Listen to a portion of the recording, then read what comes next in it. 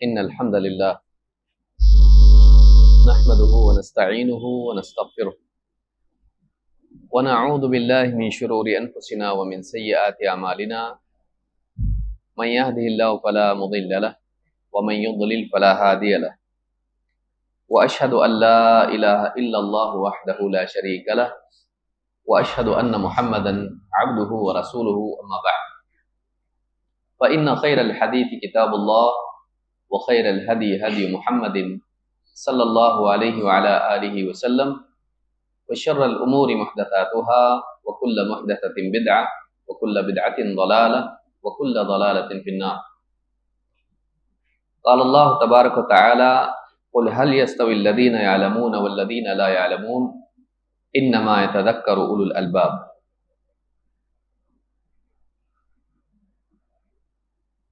قابل احترام فضیلۃ الشیخ عبد الوارث مدنی حفظہ اللہ،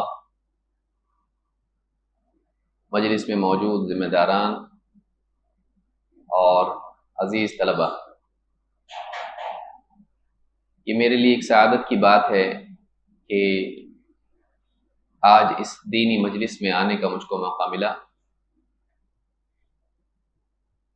سوچ رہا تھا کہ شیخ سے کچھ استفادہ ہو، لیکن اتنا وقت نہیں مل پایا کہ میں شیخ سے کچھ مزید استفادہ کر سکوں. امید ہے کہ انشاءاللہ شیخ سے اور وقت ملے گا تو انشاءاللہ بات کر کے فائدہ اٹھائیں گے. مجھ کو سیدھا یہاں پہ بٹھا دیا گیا. اللہ رب العالمین شیخ کی عمر میں برکت عطا فرمائیں اور ان کی دینی خدمات کو قبول فرمائیں اور ہم کو شیخ سے استفادہ کی توفیق دیں. آج اس مجلس میں مجھ کو حکم دیا گیا تھا کہ طلباء کے تعلق سے کچھ نصیحتیں ہوں. میں خود بھی ایک طالب علم بننے کی کوشش کر رہا ہوں. اللہ تعالی ہم سب کو دین کا علم حاصل کرنے والا بنائیں اور اس علم کی روشنی میں چلنے والا بنائیں. اللہ رب العالمین نے سب سے پہلی وحی نازل کی. اس وحی میں انسان پر دو احسان اللہ نے جتائے. ایک یہ کہ اللہ تعالیٰ نے اس کو وجود دیا، اس کی تخلیق کی، اس کو پیدا کیا، اور دوسرے یہ کہ اللہ تعالیٰ نے پیدا کرنے کے بعد اس کو یوں ہی چھوڑ نہیں دیا، بلکہ اس کو اللہ تعالیٰ نے اپنی طرف سے وحی والا علم دیا. قرآن کریم کی سب سے پہلی وحی جو 5 آیتیں ہیں سورۃ العلق کی، ان 5 آیتوں میں اللہ رب العالمین نے ان 2 باتوں کو بیان کیا ہے. اللہ تعالیٰ نے فرمایا اقرأ بسم ربک الذی خلق خلق الانسان من علق اقرأ وربک الاکرم الذی علم بالقلم علم الانسان ما لم يعلم. ان 5 آیتوں میں آپ دیکھیں اللہ نے فرمایا پڑھ اپنے رب کے نام سے جس نے پیدا کیا. انسان کو پیدا کیا علق سے، جمے ہوئے خون سے. اقرأ پڑھ، وربک الاکرم اور تیرا رب بڑا کریم ہے، ہر کرم کرنے والے سے زیادہ کرم کرنے والا. الذی علم بالقلم جس نے قلم کے ذریعے تعلیم دی. علم الانسان ما لم يعلم اور انسان کو وہ سکھایا جو وہ نہیں جانتا تھا. اس میں اللہ تعالیٰ نے بتایا کہ انسان اپنی پیدائش کے اعتبار سے علم سے محروم پیدا ہوتا ہے،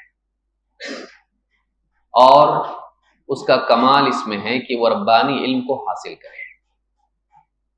اور اس کا ذریعہ یہ ہے کہ انسان پڑھے اس علم کو جو اللہ کی طرف سے دیا گیا ہے اور اگلی نسل میں منتقل کرے قلم کے ذریعے سے. اللہ تعالیٰ نے نبیوں کا سلسلہ جاری کیا، فرشتے کے ذریعے جبریل کے ذریعے ان کے پاس وحی والا پیغام بھیجا. انبیاء نے اور انبیاء کے متبعین نے اس علم کو قلم کے ذریعے سے محفوظ کیا اور اگلی نسلوں تک پہنچایا.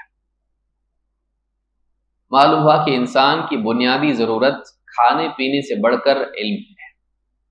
اسی لیے اللہ تعالیٰ نے یہاں پر انسان کی تخلیق کے بعد اس کے روحانی رزق کا ذکر کیا جو کہ اس کی نجات کے لیے ضروری ہے. کھانا پینا جانوروں میں بھی ہوتا ہے، انسانوں میں بھی ہوتا ہے، مومن کافر سبھی کھاتے پیتے ہیں۔ یہ رزق بھی اللہ کی نعمت ہے، لیکن یہ وہ رزق نہیں ہے جو ایک انسان کو جنتی بناتا ہے، یہ وہ رزق نہیں ہے جو انسان کو سیدھے راستے پر چلاتا ہے، حق اور باطل میں تمیز کراتا ہے۔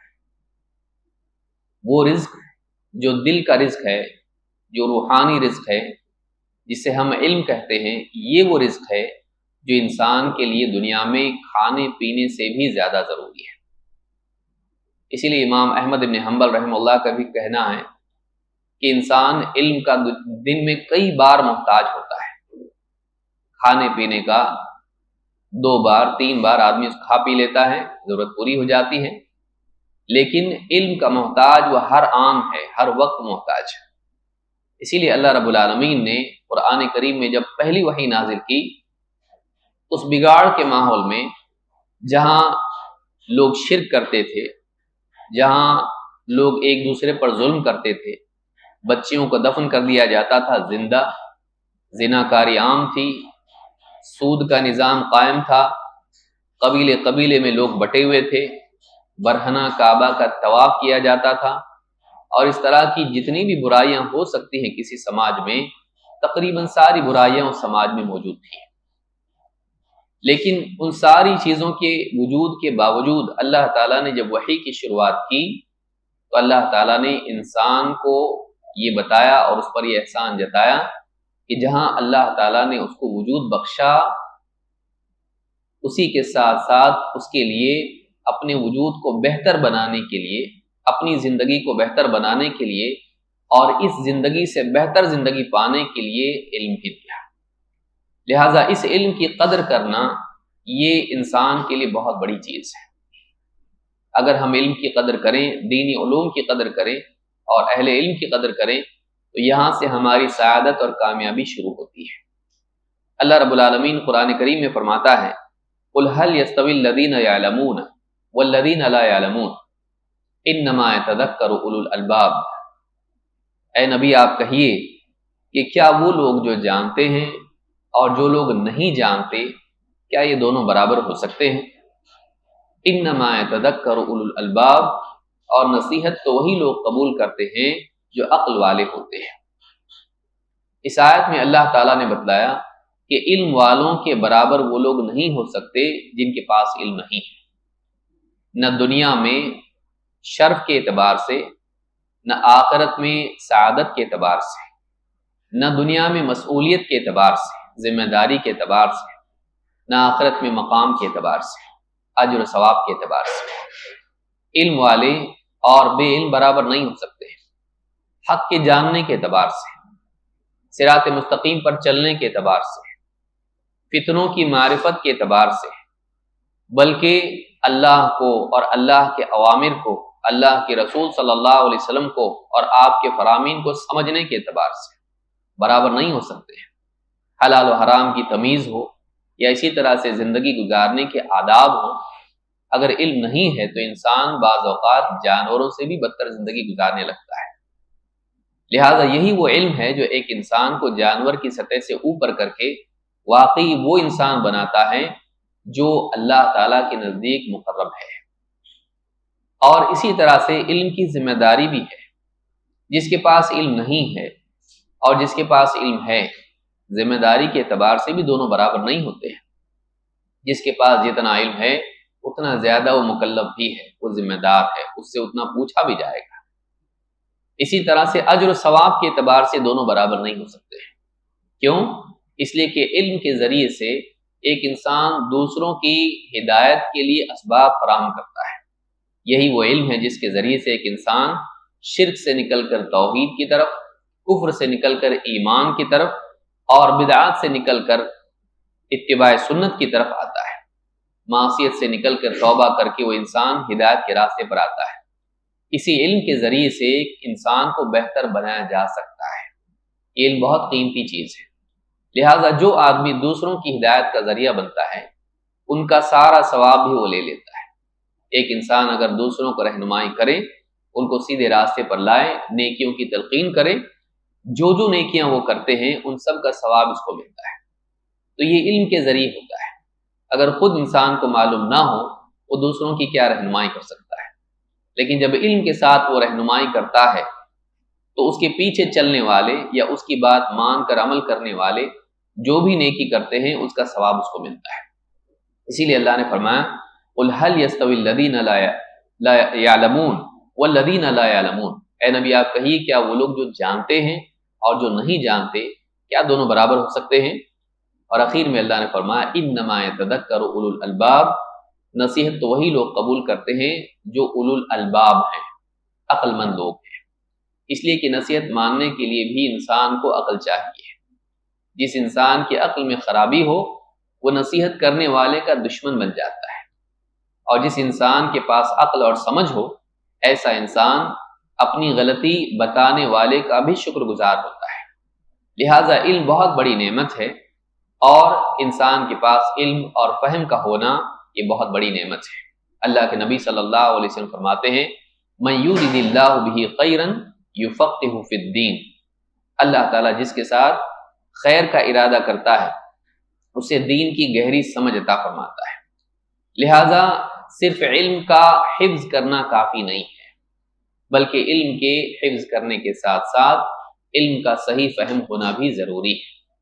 اسی لیے اللہ کے نبی صلی اللہ علیہ وسلم فرماتے ہیں نضر اللہ امرأ سمع منا حدیثا فحفظه حتى يبلغه غیرہ ورب حامل فقہ الى من هو افقہ منہ ورب حامل فقہ لیس بفقیہ، کہ اللہ تعالیٰ تر و تازہ رکھے، خوش رکھے اس انسان کو جو ہم سے کوئی بات سنے، کوئی حدیث سنے اور اسے محفوظ کر لے یہاں تک کہ دوسروں تک پہنچا دے۔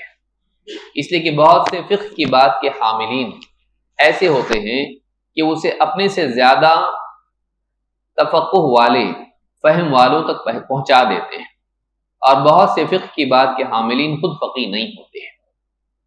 تو معلوم یہ ہوا کہ انسان کے لیے بہت ضروری ہے کہ جہاں وہ حفظ کرے وہیں وہ دین میں تفقہ بھی پیدا کرے۔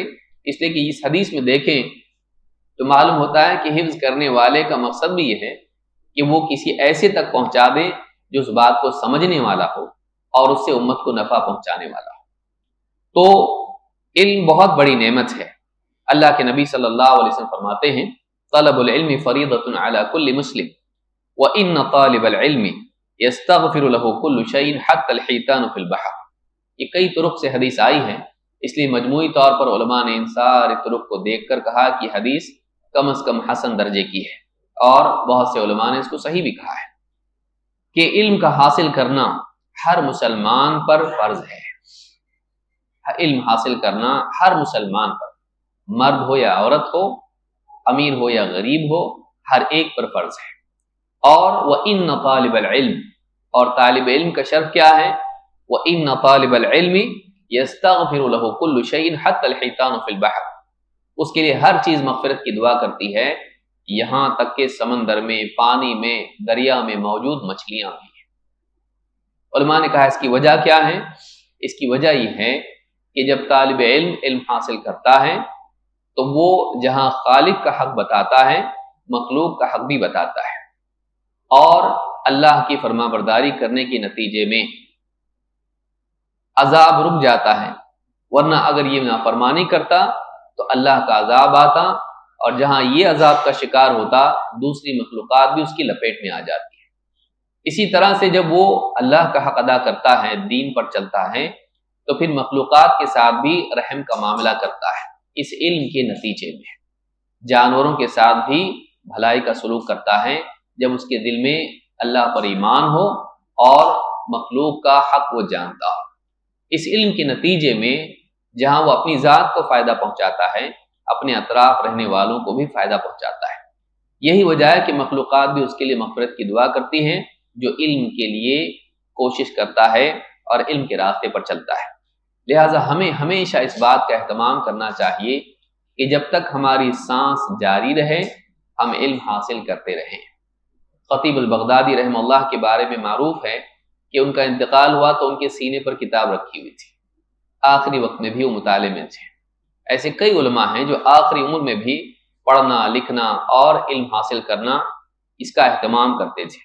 امام احمد بن حنبل رحمہ اللہ سے پوچھا گیا کب تک یہ چلتا رہے گا؟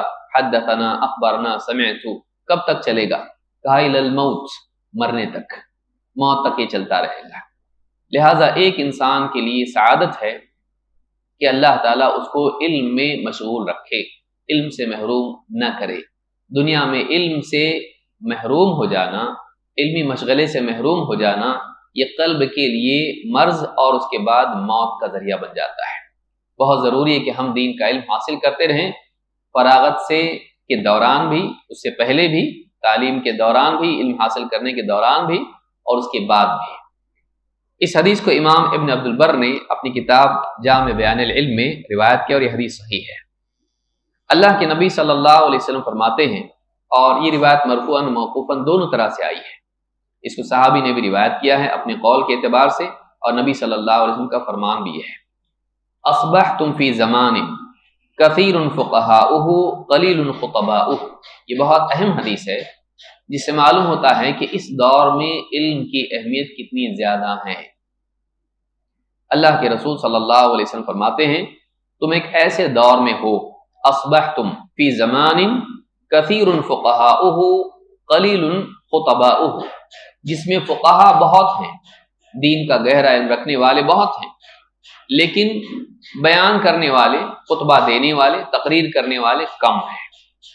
قلیل سؤالہ کثیر معطو، پوچھنے والے کم ہیں، اس لیے کہ بہت سے لوگوں کے پاس علم ہے، پوچھنے والے کم ہیں، اور کثیر معطو، عطا کرنے والے، چاہے وہ جواب کے اعتبار سے ہو چاہے مال کے اعتبار سے ہو، دینے والے، مانگنے والے کم ہیں، دینے والے زیادہ ہیں۔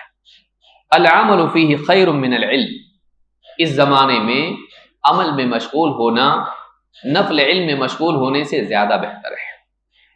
وسیأتی زمان قلیل فقہاؤہ کثیر خطباؤہ، لیکن ایک دور ایسا بھی آئے گا کہ اس میں فقہا گھٹ جائیں گے اور خطبہ بڑھ جائیں گے، گہرا علم رکھنے والے کم ہوں گے، بیان بازی کرنے والے زیادہ ہوں گے۔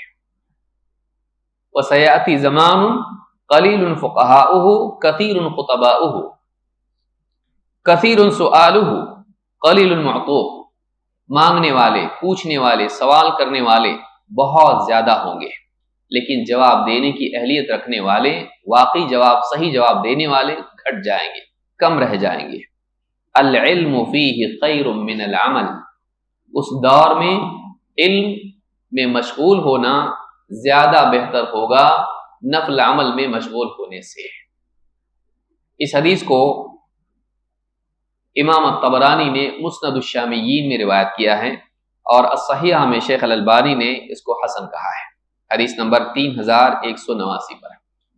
تو اس حدیث سے بات معلوم ہوتی ہے کہ ایک دور ایسا آئے گا جس میں لوگوں کے سوالات بڑھ جائیں گے، نئے دور میں ٹیکنالوجی کے بڑھنے کی وجہ سے، عالمی سطح پر نئے نئے حالات پیدا ہونے کی وجہ سے سوالات لوگوں کے بڑھ جائیں گے، چاہے وہ حلال و حرام کے ہوں، یا فتنوں کے اعتبار سے عقیدے اور منہج کے ہوں، یا پھر دوسرے مسائل ہوں تجارت کے اعتبار سے۔ ایسے دور میں سوال کا جواب دینے والے کم رہ جائیں گے۔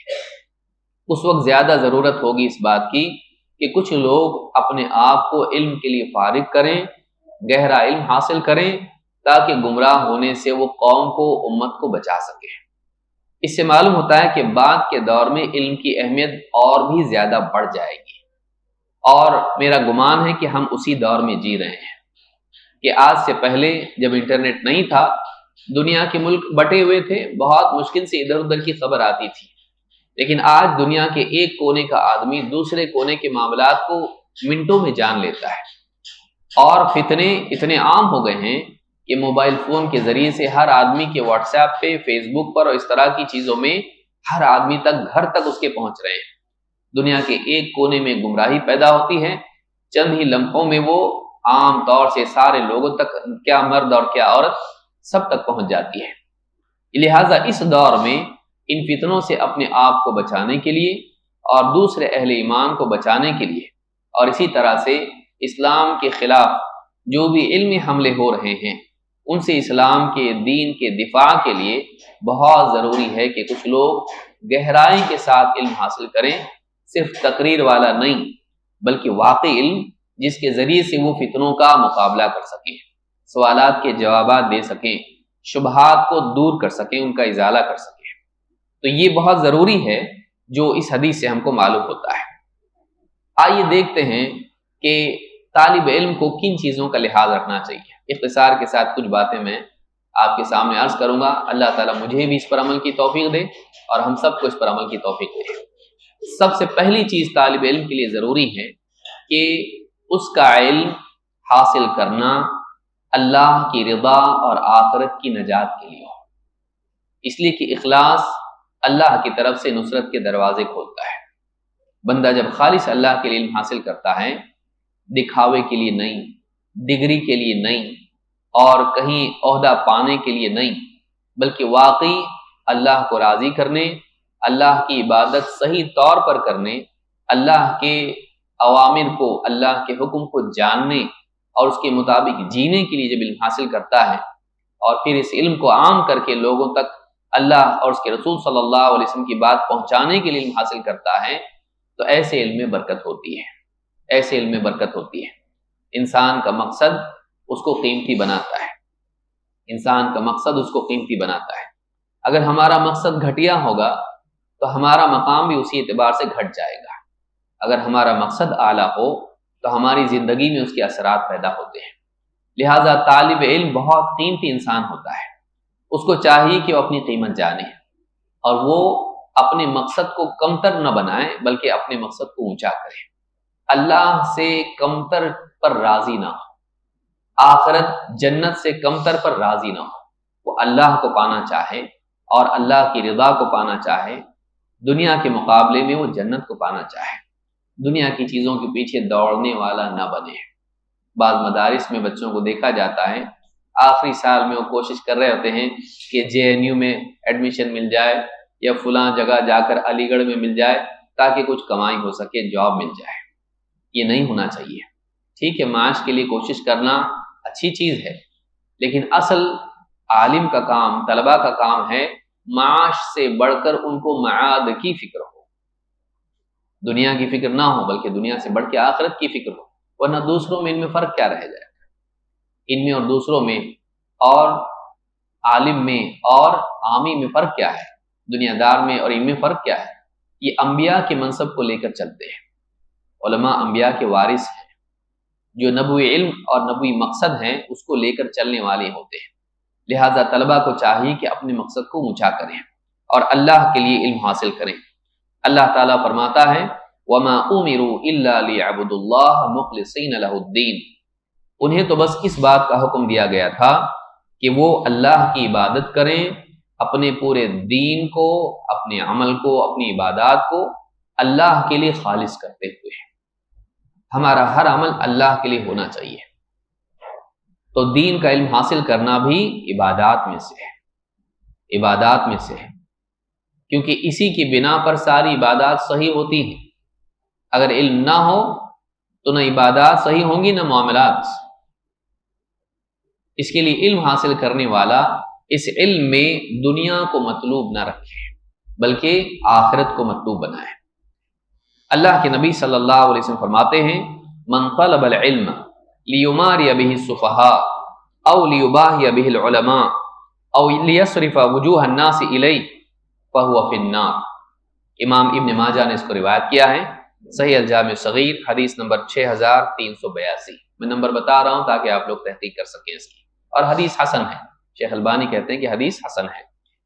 جو اس لیے علم حاصل کرے کہ کم سمجھ لوگوں سے حجت بازی کر کے انہیں کنفیوز کرے، انہیں شبہات میں مبتلا کر دے۔ یہ مریا سے لیماری به السفہاء، سفہاء ایسے لوگ جو نہ سمجھے، زیادہ گہرا علم نہیں رکھتے ہیں، سمجھ ان کو اتنی ہے نہیں، تو ایسے بھولے بھالے لوگوں کے ساتھ میں حجت بازی کر کے اپنی فوقیت ان پر ثابت کر کے انہیں کنفیوز کر دے اور بتا دے کہ دیکھو میں نے تم کو کیسے حیران کر دیا، تمہارے پاس جواب نہیں۔ اس کے لیے علم حاصل کریں، یا او لیباہی به العلماء، یا پھر علماء کے ساتھ مباحات کرے، ان کی برابری کا شوق اس کے اندر ہو کہ میرا نام ان کے ساتھ شمار ہو، میں ان کے ساتھ بیٹھوں، میں ان کے ساتھ تصویر میں آؤں یا میری شہرت ہو جائے، اس کے لیے علماء کی برابری کرنے کے مقصد سے علماء کی صف میں شمار ہونے کے لیے علم حاصل کرے، شرف کے طور پر نہ کہ سعادت کے طور پر، یا او لیصرف وجوہ الناس الیہ، یا پھر اس لیے علم حاصل کرے کہ لوگوں کے چہرے اپنی طرف پھیر لیں، یہ جا رہا اور لوگ پلٹ کے دیکھیں دیکھو فلاں صاحب ہیں یہ۔ اگر لوگوں کو اپنی طرف اٹریکٹ کرنے کے لیے، متوجہ کرنے کے لیے اگر علم حاصل کرتا ہے کہ اس کی طرف چہرے پلٹ جائیں پھر جائیں، تو آپ صلی اللہ علیہ وسلم فرماتے ہیں وَهُوَ فِي النَّارِ، اس کا ٹھکانہ جہنم ہے۔ علم جیسی نعمت حاصل کر کے بھی وہ جہنم میں ہے۔ کیوں؟ عمل بہت اچھا ہے، نیت بری ہے۔ معلوم ہوا کہ اچھے عمل کے ساتھ اگر بری نیت جمع ہو جائے تو انجام برا ہوتا ہے۔ تو طلب علم بہت اونچا عمل ہے، اس کے ساتھ نیت بھی اچھی ہو تو ایسا انسان دنیا میں بہت ترقی کرتا ہے۔ اس لیے شہرت کی، مال کی، عہدے کی اور اس طرح کی جتنی بھی گری پڑی چیزیں ہیں، ان کی تمنا اور ان کی چاہت کے لیے علم حاصل نہ کریں، بلکہ علم حاصل کریں اس ذمہ داری کو ادا کرنے کے لیے جو نبی ادا کرنے کے لیے دنیا میں آتے ہیں، رسول جس ذمہ داری کو نبھاتے ہیں، اس ذمہ داری کی نبھانے کے لیے، اپنی اور دوسروں کی اصلاح کے لیے، اپنے اور دوسرے سے جہل کو دور کرنے کے لیے، دین کے دفاع کے لیے، دین کی حفاظت کے لیے، دین کی اشاعت کے لیے، عبادات اور معاملات کی اصلاح کے لیے، اپنے اور دوسروں کو صحیح رہنمائی کرنے کے لیے، اس کے لیے علم حاصل کریں تو یہ چیز خیر بن سکتی ہے۔ دوسری چیز طالب علم کے لیے ضروری ہے کہ وہ اہل علم کی قدر کرے، علماء کا احترام کرے، خصوصاً اپنے معلم کا احترام کرے، سارے علماء کا احترام کرے، لیکن جن سے واقعی وہ علم حاصل کر رہا ہے دل میں ان کا احترام ہو، زبان سے ان کے ساتھ کلام کرے تو ان کی توقیر ہو، اور ان کے سامنے آنے اٹھنے بیٹھنے کے اعتبار سے بھی ادب کا لحاظ رکھے، اور ان کی غیر موجودگی میں بھی ان کے بارے میں کلام کرتے وقت میں اس کی زبان سے احترام ٹپکتا ہو، طالب علم کے لیے بہت ضروری ہے۔ عام طور سے پہلے زمانے سے بات چلی آ رہی ہے، ہمارے اردو میں بولا جاتا ہے با ادب با نصیب، بے ادب بے نصیب ہے۔ بعض اوقات انسان باتیں سیکھ لیتا ہے اپنے استاد سے، لیکن چونکہ احترام اور ادب اس کی زندگی میں نہیں ہوتا ہے تو برکات اس کی زندگی میں پیدا نہیں ہوتی ہے۔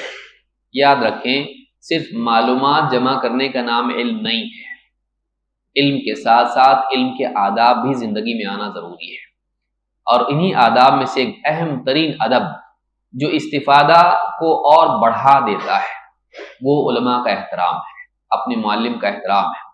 جس قدر احترام میں کمی آتی ہے، علماء کے ادب میں کمی آتی ہے، اسی قدر استفادہ گھٹ جاتا ہے، وہ فائدہ نہیں اٹھا پاتا ہے، اور یہ مشاہدے کی چیز ہے، دیکھنے میں آتی ہے۔ لہٰذا اپنے علماء کا اور اپنے معلم کا احترام کرنا بہت ضروری ہے۔ اللہ کے نبی صلی اللہ علیہ وسلم فرماتے ہیں لیس منا من لم یجل کبیرنا ویرحم صغیرنا ویعرف لعالمنا حقہ، وہ ہم میں سے نہیں، یعنی وہ ہم میں سے ہونے لائق نہیں ہے، وہ ہمارے طریقے پر نہیں ہے، جو ہمارا شعار ہے اس سے وہ محروم ہے۔ کون؟ لیس منا من لم یجل کبیرنا، جو ہمارے بڑوں کا اجلال نہ کرے، ان کی تعظیم و احترام نہ کرے، ویرحم صغیرنا، اور ہمارے چھوٹوں پر رحم نہ کرے، ویعرف لعالمنا حقہ، اور ہمارے عالم کا حق نہ جانے۔ معلوم ہوا کہ علماء کا ہم پر حق ہوتا ہے، لیکن مصیبت یہ ہے کہ عوام یہ سمجھتی ہے کہ عوام کا علماء پر حق ہوتا ہے۔ حقیقت یہ ہے کہ عالم کا عوام پر حق ہوتا ہے۔ طالب علم اپنے اوپر اپنے معلم و مربی کا حق مانے اور اس کو جانے، ان کا احترام کرنا، ان کا ادب کرنا، اور ان کی غیبت نہیں کرنا، ان کا مذاق نہیں اڑانا، ان کی بے حرمتی نہیں کرنا، ان کی نافرمانی نہیں کرنا معروف میں۔ عموماً کوئی منکر بات تو نہیں کرتے علماء، ان کی بات ماننا اور آداب کا لحاظ کرنا سیکھنے کے اعتبار سے اور ہر اعتبار سے، اور ان کی خدمت کرنا۔ اہل علم اپنے بڑوں کی یا اپنے استاذ کی خدمت کیا کرتے تھے، تو یہ چیز ہونا چاہیے۔